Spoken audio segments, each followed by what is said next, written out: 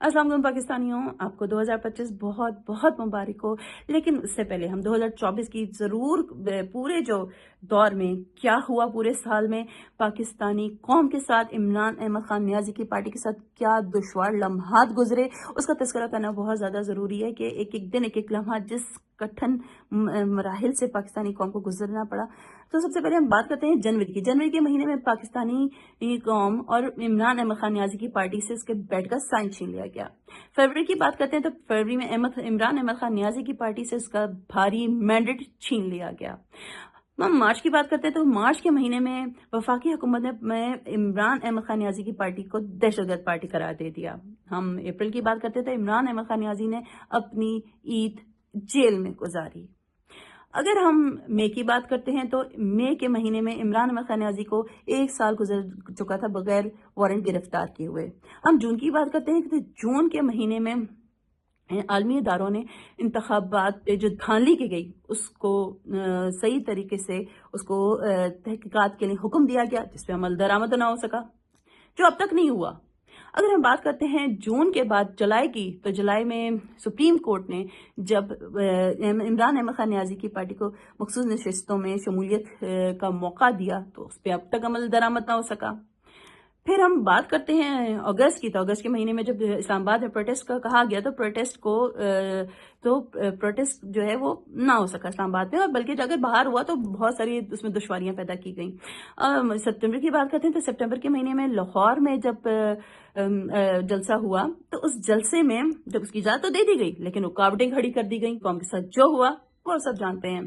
फिर अगर हम सितंबर के बाद बात करते हैं अक्टूबर की, तो अक्टूबर के महीने में डी चौक में इमरान अहमद खान नियाज़ी की पार्टी के साथ बदतरीन शेलिंग की गई, उस पर शेलिंग बरसाई गई और उसके बाद जो केपी हाउस था उस पर हमला करवाया गया, तोड़ फोड़ की गई और उधर से वहां पे बहुत से लोगों को भी अरेस्ट किया गया। नवंबर की बात करते हैं तो नवंबर में वो वाकया रोनमा हुआ जिसने सबके होश उड़ा दिए, जो कि एक ऐसा लम्हा था, एक ऐसा पल आया जो अब तक वो नाकाबिले बर्दाश्त और नाकाबिले तस्लीम है कि ऐसे भी हो सकता है कि अपने ही लोगों पर रात को लाइटें बंद करके गोलियां बरसाई गईं और उनकी लाशें तक गायब कर दी गईं।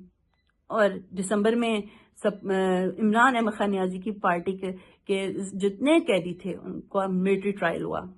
अब हम देखते हैं कि 2024 में कि जितना भी चीजें हुई, इसमें तो वो कहते हैं ना कि बादशाह नंगा है, बादशाह ने नंगा हो के दिखा दिया, नाच भी लिया, सब कुछ हो गया। लेकिन अब ये चीजें कब तक चलती रहेंगी? आखिर क्या इन चीजों को ऐसे ही चलना है? क्या मुल्क ऐसे ही तरक्की करते हैं? सवाल ये पैदा होता है, पूरी कौम, मैं नहीं, सिर्फ पूरी कौम ये सवाल करती है, हर बाशऊर इंसान ये सवाल करता है, पूरी दुनिया सवाल करती है कि जो इमरान खान अहमद नियाज़ी की पार्टी के साथ जो पूरी कौम के साथ ज्यादतियां हो रही हैं, क्या ये तस्लीम की जा सकती हैं?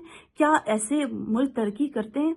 नहीं, कभी भी नहीं मुल्क तरक्की करते, बल्कि बदअमनी का शिकार रहते हैं। पारा चनार में जो हालात खराब हो रहे हैं, जो अफगानिस्तान के बॉर्डर पे जहाँ जो सब कुछ चीजें चल रही हैं, वो क्या ये चीजें 2025 में अगर ऐसे ही चलती रही तो मुल्क को हम कहाँ खड़ा पाएंगे? हम अगर देखते, हमारी पूरी कौम, पाकिस्तानी कौम, एक 2025 का सूरज जो जिसपे दस्तक देने जा रही है, वो दस्तक सिर्फ उस इमरान अहमद खान नियाज़ी के साथ ही देना चाहती है। वो इसको वेलकम करती है, इस सूरज को, इसके वो इमरान अहमद खान नियाज़ी के साथ उसको देखे। तो इमरान खान नियाज़ी पूरी कौम पूरी कौम के लिए मशाल राह है।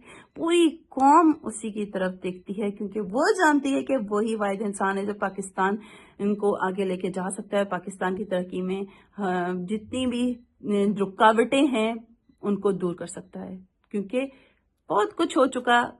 बादशाह को कपड़े भी पहन लेने चाहिए, लेकिन उस तरह से पहनने चाहिए कि वो सोचे कि पाकिस्तान की बका इसी में है, पाकिस्तान की सलामती, पाकिस्तानी कौम की सलामती इसी में है कि वो पाकिस्तानी कौम के लिए कुछ सोचें, और अपनी भी उनकी सलामती इसी में कि वो सही इक़दाम लें। शुक्रिया।